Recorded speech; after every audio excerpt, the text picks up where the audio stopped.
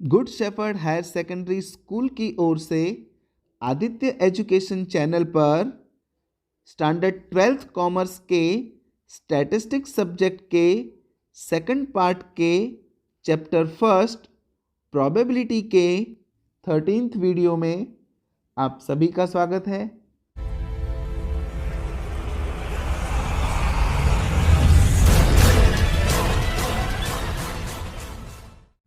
So friends, in the last video we were solving exercise 1.2 in which we have solved three sums, sum number 4, sum number 5 and sum number 6.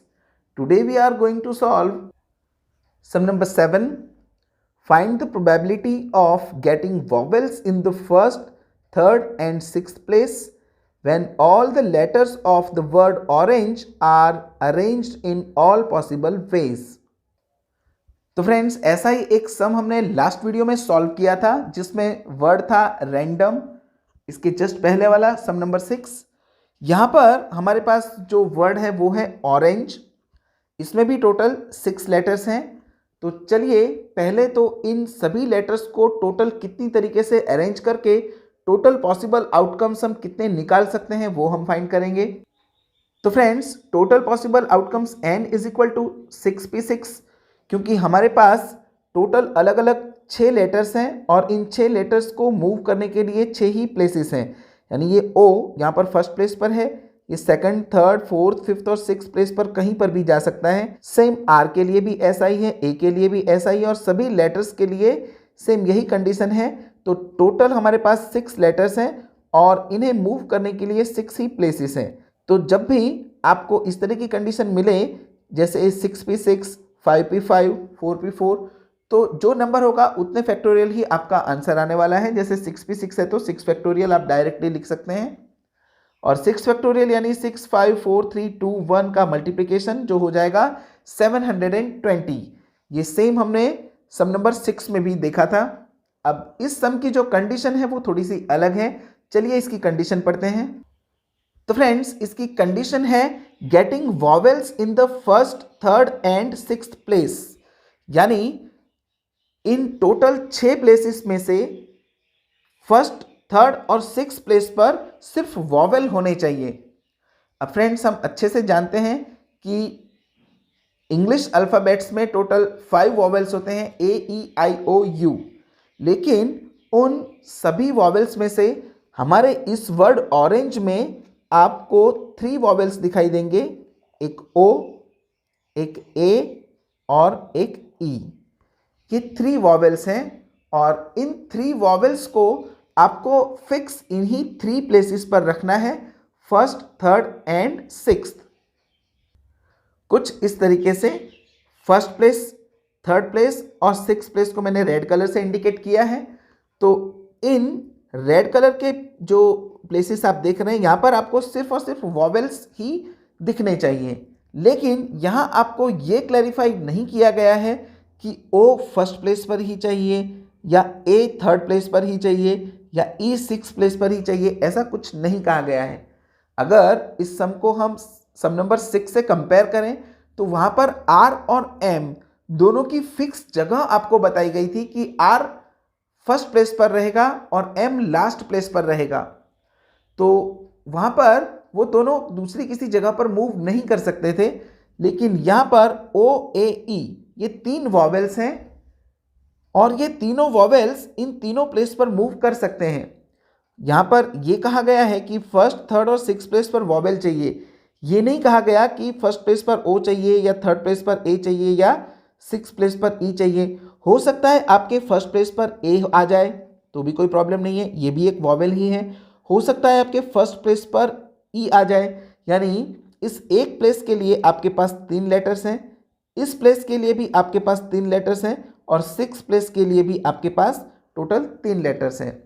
यानी इन 3 vowels को move करने के लिए 3 place हैं और बाकी के जो R, N और G हैं ये कॉन्सोनेंट्स हैं।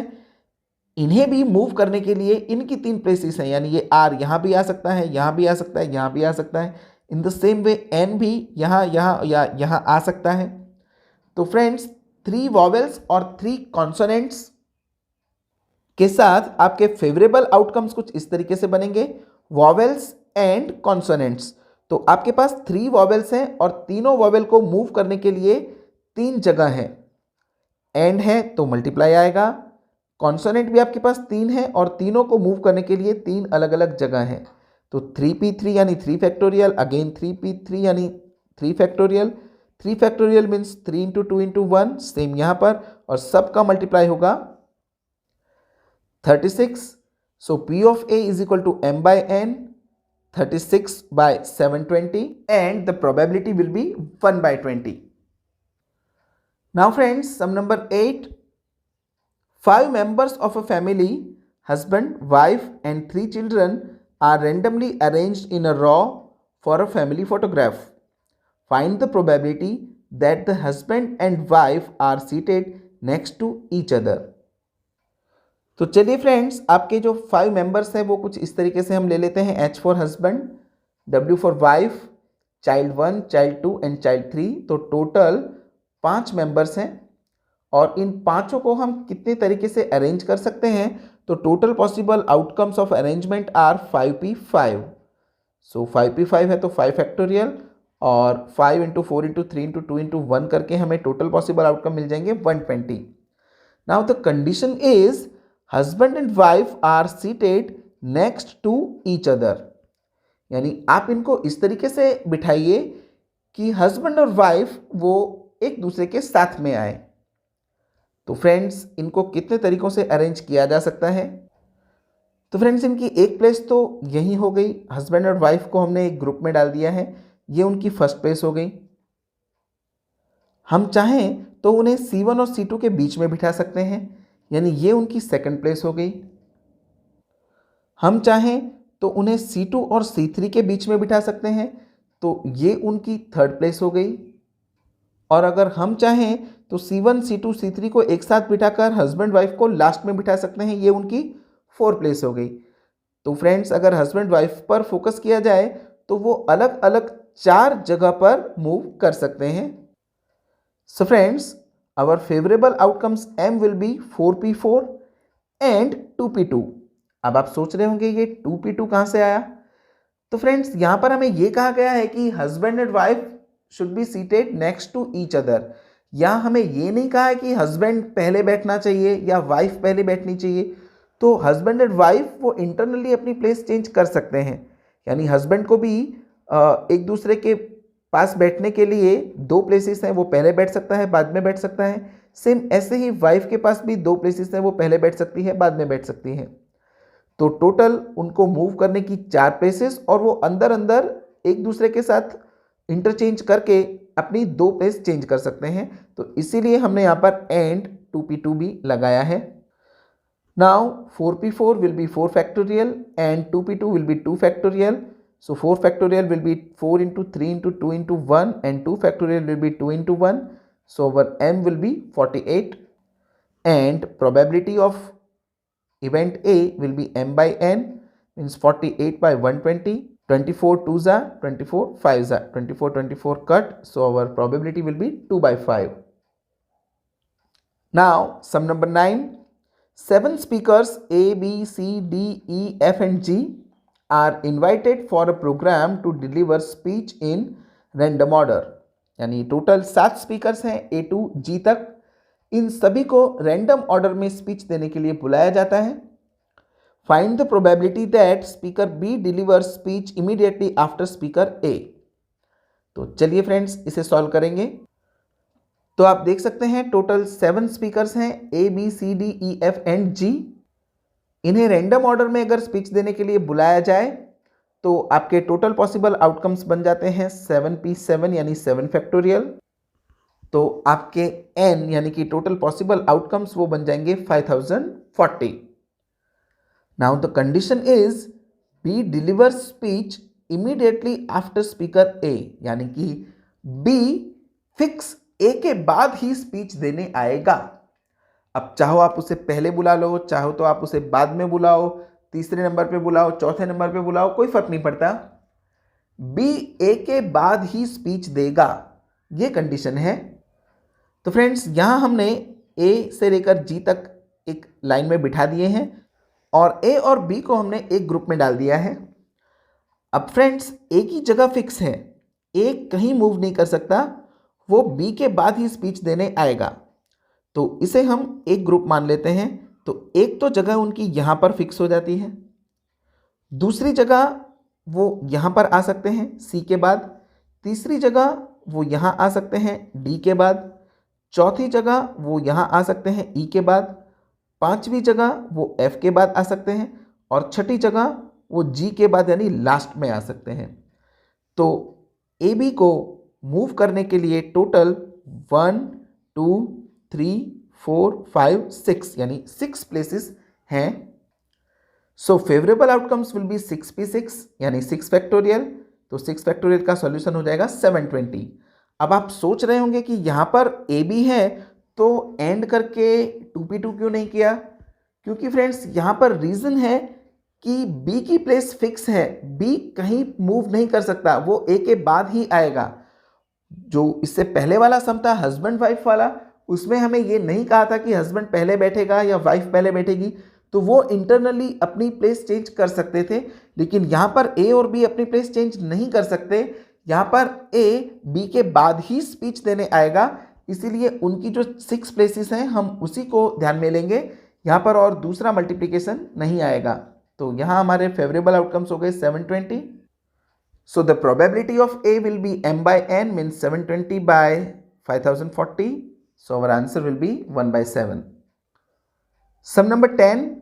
Find the probability of having 5 Mondays in the month of February of a leap year. यानी एक लीप ईयर की फेब्रुवरी में 5 मंडेज आए, इसकी प्रोबेबिलिटी आपको फाइंड करनी है। तो friends there are 29 days in the month of February of a leap year, यानी हम भली बात ही जानते हैं कि लीप ईयर की जो फेब्रुवरी होती है उसमें टोटल 29 डेज होते हैं। And total days in a week are 7, यानी एक वीक में टोटल 7 डेज होते हैं।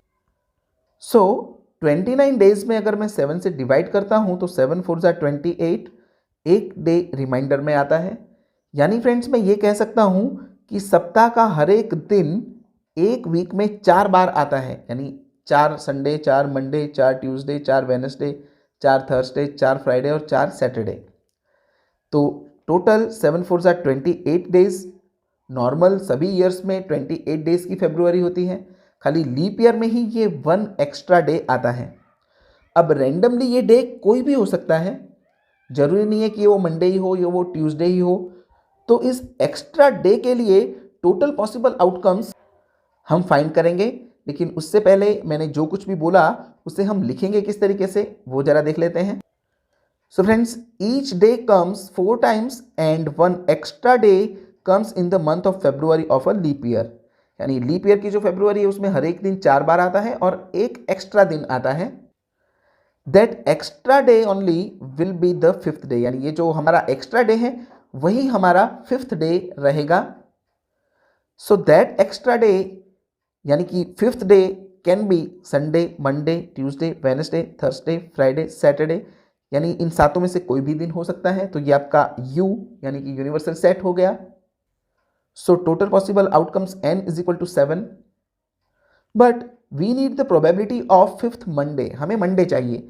तो आप इस सैंपल स्पेस में देख सकते हैं मंडे आपको कितनी बार देखने को मिल रहा है, only 1 time. So favourable outcomes m is Monday, वो आपको मिलता है एक बार। So the probability of a m by n means 1/7। तो फ्रेंड्स यहाँ हमारा सम नंबर 10 खत्म होता है। आज की वीडियो में इतना ही। आई होप आपको जो कुछ भी एक्सप्लेन किया है वो सब आपको समझ में आया होगा। अगर आपको आज के वीडियो से रिलेटेड कोई भी डाउट या क्वेरी है तो आप मुझे कमेंट बॉक्स में पूछ सकते हैं, या आप मुझे मेरे ईमेल एड्रेस पर भी अपने क्वेश्चंस पूछ सकते हैं, या आप मुझे इंस्टाग्राम पर भी DM कर सकते हैं। अगर अभी तक आपने चैनल सब्सक्राइब नहीं किया है तो प्लीज़ इसे सब्सक्राइब करिए और बेल आइकन का बटन प्रेस कर दीजिए ताकि आपको हमारे अगले वीडियो के नोटिफिकेशंस मिलते रहें। अगर आज का वीडियो पसंद आया है तो प्लीज़ उसे लाइक करें, अपने फ्रेंड्स में शेयर करें और अपना वैल्यूएबल कमेंट हमें दें ताकि हमें ऐसे ही मोटिवेशन मिलता रहे। बहुत जल्द मुलाकात होगी अगले वीडियो में जिसमें हम एक्सरसाइज 1.2 के बाकी के सम सॉल्व करेंगे। तब तक के लिए पढ़ाई करें, सुरक्षित रहें। Good bye.